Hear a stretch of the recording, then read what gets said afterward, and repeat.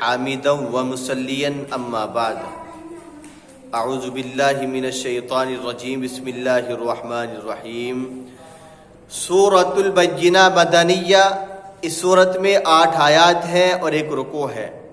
یہ سورت مدینے کے اندر نازل ہوئی ہے۔ اس سورت کی تفسیر میں مفسرین حضرات یہ فرماتے ہیں کہ اللہ تبارک و تعالی یہ فرماتے ہیں، سورت کے اندر یہ بتاتے ہیں اور یہ سمجھاتے ہیں کہ مشرک ناکام ہوں گے۔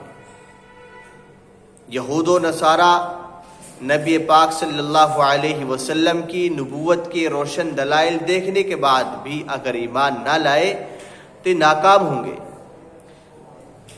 اللہ نے بات سمجھائی کہ جو نیک کام کرتے ہیں، اللہ کی رضا والے کام کرتے ہیں، اللہ ان سے راضی ہوتے ہیں۔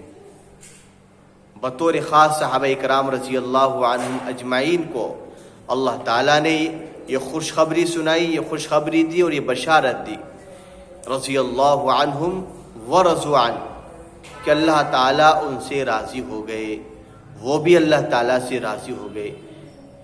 یہ صحابہ اکرام رضی اللہ عنہم اجمعین کے لیے بڑا انعام ہے، بڑی فضیلت ہے کہ اللہ تبارک و تعالیٰ نے ان کو رضی اللہ عنہم ورضوا عنہ کا پیغام دیا۔